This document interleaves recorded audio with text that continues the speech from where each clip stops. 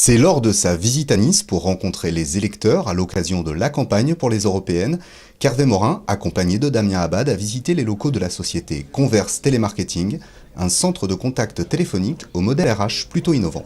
Nous sommes assez particuliers sur l'emploi de nos populations. Nous avons aujourd'hui 30% de seniors qui viennent occuper l'ensemble de nos téléconseillers et avec une politique RH assez originale puisque nous proposons du temps choisi.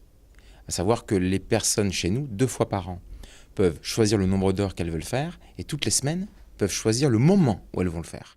On l'aura compris, il s'agit de fidéliser l'employé, de lutter contre le turnover incessant afin d'améliorer l'image de cette profession parfois décriée. Pour cela, une stratégie, la qualité de vie des employés comme valeur ajoutée. Aujourd'hui, on a cette volonté de vouloir rester à Nice.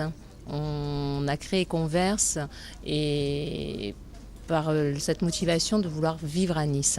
Moi, je suis de pure niçoise et on a cette qualité de vie qu'on ne pourra pas retrouver ailleurs. Et la valeur à ajouter aussi, c'est de pouvoir trouver des téléconseillers qui vont être bien sur leur lieu de travail, mais également en dehors de leur lieu de travail.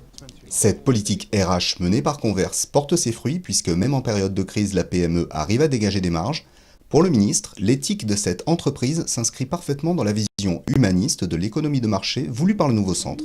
Il y a beaucoup de femmes et quand vous parlez avec ces femmes, elles vous disent une des raisons pour lesquelles je travaille ici, c'est parce que j'ai le temps choisi.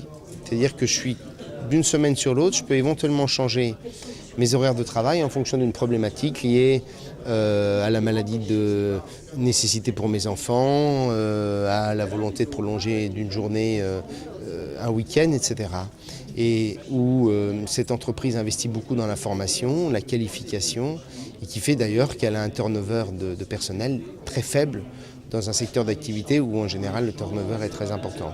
Donc on voit bien que être performant socialement, ça ne veut pas dire qu'on ne peut pas l'être économiquement. La formule Converse fonctionne puisque la PME vient d'investir plus de 63 millions d'euros dans un nouveau site au quartier de l'Arenas à Nice.